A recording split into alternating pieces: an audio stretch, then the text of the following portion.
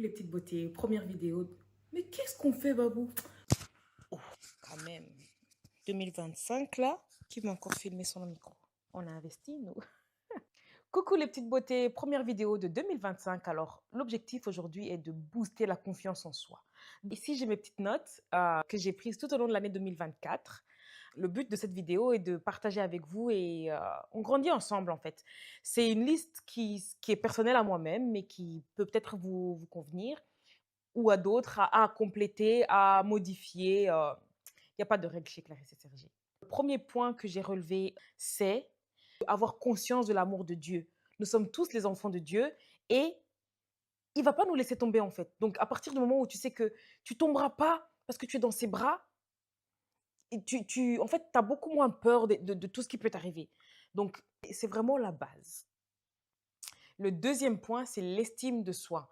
On pourrait croire que c'est l'idée générale de la confiance en soi, mais l'estime de soi, ce que j'entends par là, c'est le fait de se complimenter, le fait de se voir en bien, en fait, et d'arrêter de se flageller, de se minimiser. Voilà. Faisons un maximum pour avoir une bonne estime de soi. Alors, pour arriver à avoir une bonne estime de soi, le troisième point serait d'arrêter de se comparer négativement. Arrêter de minimiser ses actes, en fait.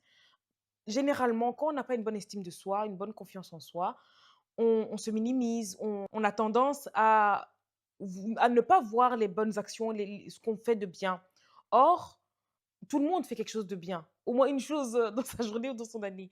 Donc, à la limite, on va gonfler ce petit point-là pour avoir confiance en soi. Parce que si on ne voit pas tous les petits points qu'on fait bien, forcément, on va voir que le négatif et on va se dire que ouais, on n'est pas bien en fait. Alors que oui, on est bien, mais go. Quatrième point serait de euh, être sa propre source de motivation. Quand tu fais quelque chose, tu ne dois pas le faire pour quelqu'un d'autre. Tu dois le faire pour toi, parce que tu veux que toi, tu sois bien, parce que tu veux atteindre ton objectif, et non pas parce que tu veux que X te voit comme ça, ou parce que tu veux que Y te voit bien, ou te comparer, en fait. Tu dois te comparer avec toi-même, parce que tu veux être meilleur que en 2024. Avoir ses propres projets. Donc, tout le monde s'inspire de tout le monde, ça c'est sûr, mais quand tu as tes propres projets, quand tu lances ton propre truc, tu peux t'inspirer, mais tu dois avoir vraiment toi-même envie d'atteindre cet objectif-là. Alors là, le jour où tu vas même faire un pas, je ne dis même pas atteindre l'objectif, faire un pas vers cet objectif-là, comment tu seras fier de toi, comment tu auras confiance en toi, Mago. Ah non, non, non, non. Tu verras toi-même, tu me diras des nouvelles. Le fait de prendre du temps pour soi. Il faut recharger ses batteries, en fait. C'est très bien d'avoir des gens autour de soi et tout. Moi, je suis quelqu'un qui aime bien avoir des gens autour de moi. Mais de plus en plus, je constate que j'ai besoin d'avoir du temps pour moi, avoir des solo dates, faire du sport toute seule, aller faire les magasins toute seule, cuisiner toute seule. C'est trop nécessaire en fait. Parce que particulièrement moi, quand je suis devenue maman, c'est comme si la Clarisse Sergé d'avant, bim, elle a tourné la page, elle n'existe plus. Mais c'est pas vrai. Elle est toujours là, elle a toujours les mêmes besoins, elle a juste changé un petit peu. Mais les bases, les trucs qui faisaient plaisir, généralement, ils ne bougent pas en fait. Donc, il faut vraiment ne pas les oublier, il faut maximiser les choses pour avoir de la place dans sa vie, dans ses journées, dans son mois, pour ces moments où on recharge ses batteries. En fait, on a besoin de recharger ses batteries. Ce qui m'amène au point suivant, ne pas négliger sa santé mentale. Surtout chez les Africains, là, on a tendance à se dire que les problèmes de santé mentale, c'est pour les Blancs. Mais en fait, non, on a tous besoin d'avoir une bonne santé mentale. On n'est pas toujours au top. Il y a des up and down, mais il faut ne pas négliger ce point-là.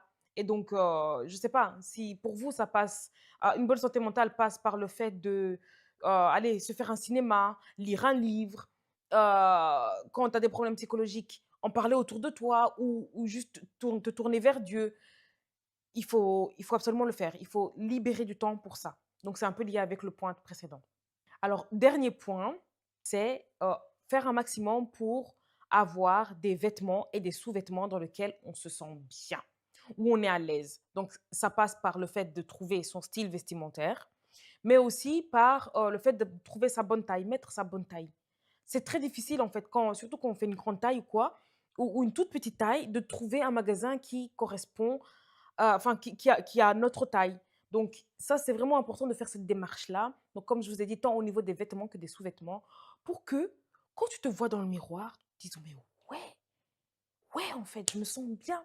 J'ai mon style, j'ai le style que ma tête a envie d'avoir, en fait. Et dans mes sous-vêtements, ben, je me sens bien, je me sens sexy, je me sens belle. C'est trop important.